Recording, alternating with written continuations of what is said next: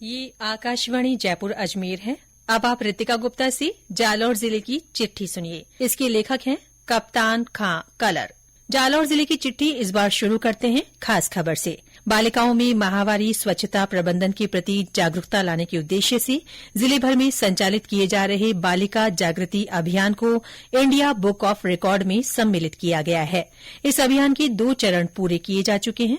इसमें 42 गांवों की करीब 6,500 बालिकाओं को जागरूक किया जा चुका है। जालौर जिले में इन दिनों कड़ाके की सर्दी पड़ रही है। सर्द हवाएं चलने से जनजीवन तो प्रभावित हो ही रहा है, साथ ही पशु पक्षियों को भी परेशानी का सामना करना पड़ रहा है। किसानों का कहना है कि शीतलहर से सरसों, अरंडी और जीरे की फसल को पाला पड़ने से नुकसान हुआ है।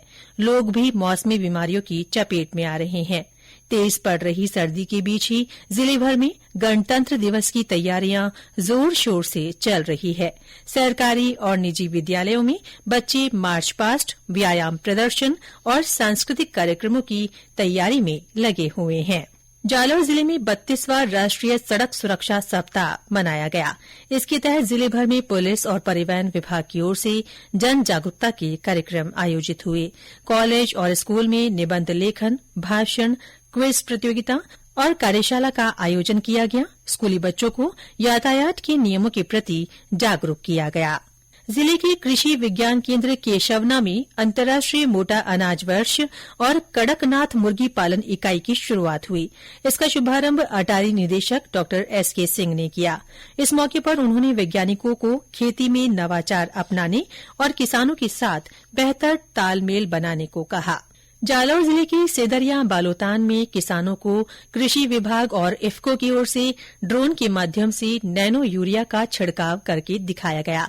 किसानों को बताया गया कि फसलों में नैनो यूरिया का छिड़काव करने से फसलों को नाइट्रोजन की पर्याप्त मात्रा में आपूर्ति हो जाती है। ये एक स्वदेशी उर्वरक है जो केंद्र सरकार द्वारा मान्यता प्राप्त है। जिले में 106 पटवारियों को अब फील्ड में लगाया जाएगा।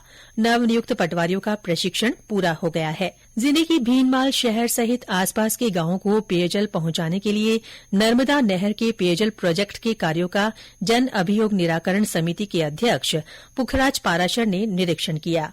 उन्होंने इस महीने के अंत तक भीनमाल शहर के क्षेमकारी माता पंपिंग स्टेशन तक पानी पहुंचाने का ट्रायल पूरा होने के बाद जल्दी ही भीनमाल शहर को पीने का मीठा पानी उपलब्ध करवाने के अधिकारियों को निर्देश दिए।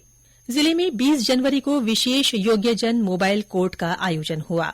इसमें विशेष योग्यजन आयुक्त उमाशंकर शर्मा द्वारा दिव्यांगों की समस्याओं को सुना गया।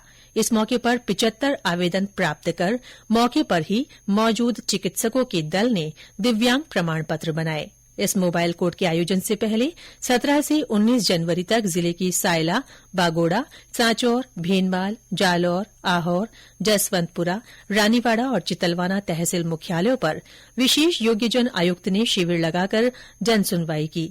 शिविरों में 2000 से ज्यादा परिवादों को सुनकर उनके निस्तारण के लिए संबंधित विभागों को निर्देश दिए गए। जिले में 17 से 19 वर्ष आयु वर्ग की बालिकाओं की राज्य स्तरीय एथलेटिक्स प्रतियोगिता का आयोजन हुआ। 6 दिन तक चली प्रतियोगिता में प्रदेश भर से 1700 छात्राओं ने भाग लिया। 17 वर्ष आयु वर्ग में जोधपुर ने राज्य चैंपियनशिप जीती, वहीं 19 वर्ष आयु वर्ग में झुंझुनू की टीम विजयी रही। श्रीगंगानगर की नरगिस को 17 वर्ष आयु वर्ग में और झुंझुनू की सबीना को 19 वर्ष आयु वर्ग में बेस्ट एथलीट का पुरस्कार मिला। जिले भर में 12 जनवरी को स्वामी विवेकानंद की जयंती राष्ट्रीय युवा दिवस के रूप में मनाई गई। इस मौके पर कई कार्यक्रमों का आयोजन किया गया। कार्यक्रम में स्वामी विवेकानंद के ध्येय वाक्य उठो, जागो और लक्ष्य की प्राप्ति तक मत रुको का मूल मंत्र देकर युवाओं को प्रेरित किया गया। जालौर जिले में नवाचार मिशन संवाद के तहत जिला अल्पसंख्यक कल्याण अधिकारी ललित कुमार मेवाड़ा ने राजकीय कस्तूरबा गांधी बालिका आवासीय विद्यालय उमेदाबाद का निरीक्षण कर छात्राओं से संवाद किया। उन्होंने आवासीय विद्यालय में कक्षा 6 से 8 तक की छात्राओं से संवाद कर उनकी शिक्षा, दिनचर्या और छात्रावास में मिल रही सुविधाओं के बारे में जानकारी ली और उनकी समस्याएं सुनी। उन्होंने बालिकाओं की सुविधाओं पर ध्यान देने और उनकी समस्याओं को दूर करने के लिए विद्यालय की प्रधानाचार्य से भी चर्चा की। इसके साथ ही जालौर जिले की चिट्ठी समाप्त हुई।